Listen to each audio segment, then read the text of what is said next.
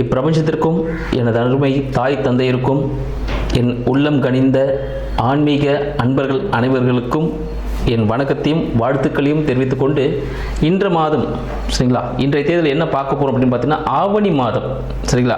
ஆவணி மாதத்துக்குரிய ஒரு சிறப்பான தருணங்கள் நிகழ்ச்சிகள் என்னென்ன இருக்குது, 12 ராசிக்காரர்களுக்கு என்ன விதமான பலன்கள் இருக்க போகுது அப்படின்றத இந்த வாட்டி நம்ம பார்க்க போகிறோம் இந்த மாதம் சரிங்களா. இதில் 12 ராசிக்காரர்களுக்கும் ரொம்ப சிறப்பான ஒரு அமைப்பு இருக்குமா அப்படின்னு கேட்டிங்கன்னா கண்டிப்பாக இருக்கும். இப்போ பார்த்தீங்கன்னா நம்ம தமிழ் புத்தாண்டு தாண்டி நம்ம வந்துட்டு இருக்கோம். ஸோ இந்த ஆவணி மாதம் எல்லாருக்கும் மிக சிறப்பான ஒரு அமைப்பை கொடுக்கும். அப்படி என்னென்ன அமைப்பை யாருக்கெல்லாம் கொடுக்குது அப்படின்னு பார்த்துருவோம். முதல்ல ஆவணி மாதம் சரிங்களா, ஆவணி மாதத்தோட சிறப்பு என்னன்னு சொல்லிட்டு பார்த்துடலாம். ஆவணி மாதத்தை பார்த்தீங்கன்னா சிம்ம மாதம் அப்படின்னு சொல்லுவாங்க. இதுக்கு காரணம் என்ன பார்த்தீங்கன்னா சிம்மம் சரிங்களா, சிம்ம ராசியில் சூரிய பகவான் அதிபதி சூரிய பகவான் பார்த்தீங்கன்னா அவரோட ராசியிலேயே ஆட்சி பெற்று அமர்ந்திருந்து எல்லா வேலையும் திடமான விஷயங்களை செஞ்சு கொடுக்க போறார் அப்படின்னு சொல்லலாம். இதெல்லாம் சிம்ம மாதம்னு சொல்லுவாங்க.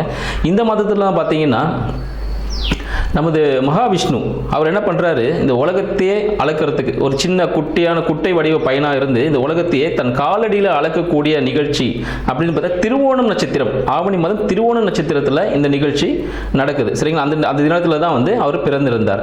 அடுத்தது பார்த்தீங்கன்னா இது சிவபெருமானுக்கும் உரிய மிக சிறப்பான ஒரு மாதம் அப்படின்னு சொல்லலாம். அதுவும் பார்த்தீங்கன்னா இன்னொன்று நம்ம கிருஷ்ண பரமாத்மா அஷ்டமி திதியில், ஆவணி மாதத்தில் அஷ்டமி திதியில் தான் பிறந்திருக்கிறாரு. ஸோ அத்தனை கூட சிறப்புகளும் இருக்கு. சரி, இவங்களுக்குலாம் இருக்கு. அப்போ விநாயகர் விட்டுருவோமா நம்ம? விநாயகருக்கு சங்கடா சதுர்த்தி, மகா சங்கடா சதுர்த்தி இந்த வருடத்தில் கடந்த ஒரு வருடமா சதுர்த்தி விரதம் நம்மளால கடைபிடிக்க முடியல அப்படின்னு சில நாள் இருப்பாங்க, தொடர்ந்து பண்ணிட்டு இருப்பாங்க. சில டைம் பண்ண முடியாமல் போயிருக்கும். அவங்க எல்லாமே அந்த டைம்ல விட்டிருந்தாலும் இந்த மகா சங்கட சதுர்த்தி அப்படின்னு சொல்லக்கூடிய விநாயகர் சதுர்த்தி அப்படின்னு சொல்லுவோம். அது பார்த்தீங்கன்னா ஆவணி மாதம் நம்மளுக்கு வரப்போகுது சரிங்களா. அதில் நம்ம ஆகஸ்ட் 27 அப்படின்னு சொல்லலாம் ஆங்கிலத்தில். ஸோ அந்த தேதிக்கு வரக்கூடிய சதுர்த்தி விரதம் சரிங்களா, மகா சங்கட சதுர்த்தி விநாயகர் சதுர்த்தின்னு சொல்லுவோம். ஸோ விநாயகர் முழு முதற் கடவுள் விநாயகரை வழிபட்டு நம்ம செய்யக்கூடிய அனைத்து செயல்களும் சிறப்பாக இருக்கும் அப்படின்றது நம் முன்னோர்கள் நம்மளுக்கு கொடுத்த ஒரு அருள்வாக்கு அப்படின்னு சொல்லலாம். இத்தனை மிக்க சிறப்பான ஆவணி மாதம் நமக்கு 12 ராசிக்காரர்களுக்கும் எந்த விதமான பலன்களை கொடுக்க போகிறது அப்படின்ற விஷயத்தை நம்ம தனித்தனியாக பார்த்துருவோம். இதில் யாருக்கெல்லாம் சிறப்பாக இருக்குது, என்னென்ன முன்னெச்சரிக்கை நடவடிக்கைகள் யாரெல்லாம் எடுத்துக்கணும், யாருக்கெல்லாம் தனவரவுகள் அதிகமாக இருக்கு அப்படின்ற விஷயத்தையும் நம்ம தெளிவாக பார்க்க போகிறோம். வணக்கம் கன்னிராசி அன்பர்களே. கன்னிராசி அன்பர்களுக்கு இந்த ஆவணி மாதம் சரிங்களா, சிம்ம மாதம் சொல்லக்கூடிய ஆவணி மாதம் கன்னிராசி அன்பர்களுக்கு எப்படிப்பட்ட சாதக பாதக பலன்களை தரப்போகுது அப்படின்றத நம்ம இந்த நிகழ்ச்சியில் பார்க்க போகிறோம். கன்னிராசி அன்பர்கள் எப்பவுமே பார்த்தீங்கன்னா பொதுவாகவே அவங்களுக்கு பல திறமைகளை தன்னுள் வைத்துக் கொண்டிருக்கக்கூடியவர்கள் கன்னிராசி அன்பர்கள் சொல்லலாம். இவங்ககிட்ட எந்த ஒரு வேலையை கொடுத்தீங்கனாலும் அதை ரொம்ப ஈஸியாக முடிச்சிருவாங்க. ஸோ அதுக்கான அறிவுகள் அவங்க பிறக்கும் போதே சூட்சமமாக அவர்களுக்குள்ள இருக்கும் அப்படின்னு சொல்லலாம். அவர்கள் பல திறமைகள் தன்னுள் ஒளித்து வைத்திருக்கக்கூடியவர்களாகவும் இருக்க, மிகவும் ரகசியம் காப்பாற்றக்கூடியவர்கள் யாருன்னு சொல்லி நம்ம கன்னிராசி அன்பர்கள் சொல்லலாம். இத்தகைய சிறப்புமிக்க கன்னிராசி அன்பர்கள் எப்பவுமே பார்த்தீங்கன்னா இவங்களுக்கு இந்த ஆவணி மாதம் எத்தகைய சிறப்பை தரப்போகுது, எத்தகைய பாதகமான சூழ்நிலைகள் தரப்போகுது அப்படின்னு பார்ப்போம். இந்த கன்னிராசி அன்பர்களுக்கு கன்னி ராசியின் அதிபதியான புத பகவான் சரிங்களா கடகத்தில் சஞ்சரிக்கிறார். ஸோ கடகத்தில் சுக்கிரனோட இருக்கிறார். சுக்கிரனோட இருக்கும்போது பார்த்தீங்கன்னா என்ன விஷயம், தொழில் மூலமாக சரிங்களா, தொழில் துறையின் மூலமாக கன்னிராசி அன்பர்கள் பலவிதமான லாபங்களை, போனஸ்ன்னு சொல்லுவாங்க, ப்ராஃபிட்னு சொல்லுவாங்க, இது மாதிரி விஷயங்கள்லாம் உங்களுக்கு கிடைக்க போகுது அப்படின்னு சொல்லலாம். அடுத்தது பார்த்தீங்கன்னா இவங்களுக்கு இந்த படிப்பு சம்பந்தமான விஷயங்கள்லாம் மனதுக்கு பிடித்த ஒரு படிப்பு சரிங்களா, நம்ம மனசை இஷ்டப்பட்டு நம்ம இந்த துறை தான் எடுக்கணும் அப்படின்னு இருப்போம். அந்த விதமான ஒரு துறை கிடைக்கிறதுக்கான ஒரு வாய்ப்புகள் நம்ம கன்னிராசி நண்பர்களுக்கு மிக சிறப்பானது ஒரு அமைப்பை ஏற்படுத்தும் சொல்லலாம். அடுத்து இவங்களோட முயற்சிகள் சரிங்களா, புதிய முயற்சிகளை இவங்க தவிர்க்கிறது ரொம்ப நல்லது. எதனாலும் சொல்ல பார்த்தீங்கன்னா புதிய முயற்சிகள் மூலமாக தீராத பிரச்சனைகளை அனுபவிக்கக்கூடியவர்கள் இந்த ஆவணி மாதத்தில் அதற்கு உண்டானவர்கள் கன்னிராசி அன்பர்கள் சொல்லலாம். புதிய முயற்சிகளை அறவே தவிர்த்துடணும். இல்லைன்னா அந்த புதிய முயற்சிகளாலேயே இவங்களுக்கு புதிய பிரச்சனைகள் உருவாக ஆரம்பிச்சிடும். யாருக்கும் ஜாமீன் கையெழுத்துக்கள் எதுவும் போட வேண்டாம் சரிங்களா, சட்ட சிக்கல்களுக்கு எதுவும் உள்ள ஆட்கொள்ள வேண்டாம். இது மாதிரி விஷயங்கள் எல்லாமே பார்த்தீங்கன்னா இந்த கன்னிராசி அன்பர்களுக்கு சில பிரச்சனைகளை தரக்கூடியதாக இருக்கிறது அப்படின்னு சொல்லலாம். சரி, இவங்களோட தாயாருக்கு எப்படி இருக்கும்னு பார்த்தீங்கன்னா தாயார் வீடு வண்டி வாகனம் சார்ந்த ஒரு வித அழுத்தம் இருக்கும் சரிங்களா. வண்டி நல்லா இருக்கும், பட் நம்ம ஓட்டும்போது பார்த்தீங்கன்னா ஏதோ ஒரு இரிட்டேஷன் கொடுக்குற மாதிரி இருக்கும். இந்த விஷயங்கள் எல்லாமே பார்த்தீங்கன்னா இந்த கன்னிராசி அன்பர்களுக்கு இந்த மாத காலகட்டத்தில் ஏற்படும் அப்படின்னு சொல்லலாம்.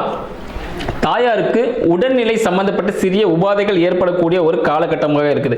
இது எப்படி நம்ம அட்ஜஸ்ட் பண்றது அப்படின்னு பார்த்தோம்னா, வீட்டில் ஏதாவது ஒரு சின்னதாக ஒரு ஆல்ட்ரேஷன் ஒர்க் பண்ணணும் அப்படின்னு எதாவது இருந்துச்சுன்னா அந்த ஆல்ட்ரேஷன் ஒர்க் நீங்கள் செய்கிறது மூலமாக அந்த பிரச்சனைகளை சால்வ் பண்ணலாம். உங்களோட வண்டி வாகனம் இருந்தால் அதற்கு நீங்கள் ஆயில் மாற்றுங்க. ஆயில் மாற்றும் போது சில பிரச்சனைகள் உங்களுக்கு சால்வ் ஆகும் அப்படின்ற விஷயத்தை உங்களுக்கு தெரிஞ்சுக்கலாம். அடுத்து பார்த்தீங்கன்னா, சரி உங்களோட குழந்தைகள் சம்பந்தமாக சொன்னீங்கன்னா, குழந்தைகள் வரம் வேண்டி காத்திருப்போருக்கு மருத்துவ உதவியின் மூலம் குழந்தை பிறப்பு ஏற்படுவதற்கான வாய்ப்புகள் உண்டு அப்படின்னு நம்ம தெரிவிச்சுக்கலாம்.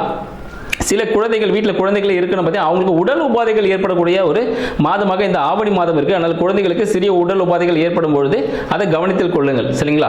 அடுத்தது உங்களோட கணவன் லைஃப் பார்ட்னர் அப்படின்னு சொல்லும்போது பார்த்தீங்கன்னா, லைஃப் பார்ட்னர் கூட ஒரு சிறிய பிரச்சனைகள் ஏற்படக்கூடிய ஒரு வாக்குவாதம் ஏற்படக்கூடிய ஒரு அமைப்பு இருக்குது. உங்களோட பிஸ்னஸ் பார்ட்னராக இருந்தாலும் சரி, உங்கள் லைஃப் பார்ட்னர் இருந்தாலும் சரி, அவங்க கூட உங்களோட வாடிக்கையாளர்கள், நீங்கள் எதாவது பிஸ்னஸ் பண்ணும் உங்களோட கிளைண்ட்ஸ் இருக்காங்க பாருங்கள், ஸோ அவங்க கூட பார்த்தீங்கன்னா சிறிய வாக்குவாதங்கள் ஏற்படக்கூடிய ஒரு காலகட்டமாக இருக்குது. அதனால எல்லாத்தையும் நீங்க கரெக்டா கணக்கு பார்த்து சில விஷயங்கள் பண்ண வேண்டாம். சில விஷயங்கள் ரொம்ப கரெக்டா பண்ணணும்னு நினைப்போம். அது இல்லாம சில அட்ஜஸ்ட்மெண்டோட விட்டு கொடுத்து போகும்போது அது உங்களுக்கு சிறப்பான ஒரு அமைப்பை கொடுக்கும் அப்படின்னு சொல்லலாம். அடுத்தபடியாக பார்த்தீங்கன்னா, உங்களோட ஃபாதர், சரிங்களா, அப்பா சம்பந்தப்பட்ட விஷயங்கள் உங்களுக்கு லாபகரமாகவே இருக்கிறது. அப்பா பெரியப்பா சம்பந்தப்பட்ட சில வருமானங்கள், சில லாபங்கள், சில சொத்துக்கள் உங்களுக்கு கிடைக்கக்கூடிய ஒரு அமைப்பாக இந்த ஆவணி மாதம் கன்னிராசி அன்பர்களுக்கு சிறப்பாக இருக்குன்னு சொல்லலாம். கரெக்டாக பார்த்தீங்கன்னா எல்லா செட்டில்மெண்ட்டும் கரெக்டாக வந்து சேரும். அப்பா வழியில் ஏதாவது செட்டில்மெண்ட் வர வேண்டியதுன்னா அந்த செட்டில்மெண்ட்டும் உங்களுக்கு ஈஸியாக கிடைச்சிரும்னு சொல்லலாம். அதற்கான ஒரு சிறப்பான ஒரு ப்ராஃபிட் கொடுக்கக்கூடிய ஒரு லாபகரமான மாதம் எதுனா இந்த கன்னி மாதம். சரிங்களா? கன்னிராசி அன்பர்களுக்கு இந்த சிம்ம மாதம் லாபகரமானதாக அமையும் அப்படின்னு சொல்லிக்கலாம். அடுத்து பார்த்தீங்கன்னா, நீங்கள் ஏதாவது இரண்டாம் தார திருமணம், சரிங்களா, இரண்டாம் தார திருமணம் ஏதாவது செய்யலாம் அப்படின்னு காத்து கொண்டிருக்கும் கன்னிராசி அன்பர்களுக்கு இந்த மாதம் சாதகமாக இல்லை அப்படின்னே சொல்லலாம். இரண்டாம் தரமாக திருமணத்துக்காக காத்திருந்தீங்கன்னா நீங்க கொஞ்சம் காத்திருக்கணும் அப்படின்னு சொல்லலாம். இந்த காலகட்டத்தில் பார்த்தீங்கன்னா விவசாயம் தழைத்து ஓங்கும் அப்படின்னு சொல்லலாம். சாதகமான மழைப்பொழிவு இருக்கும்.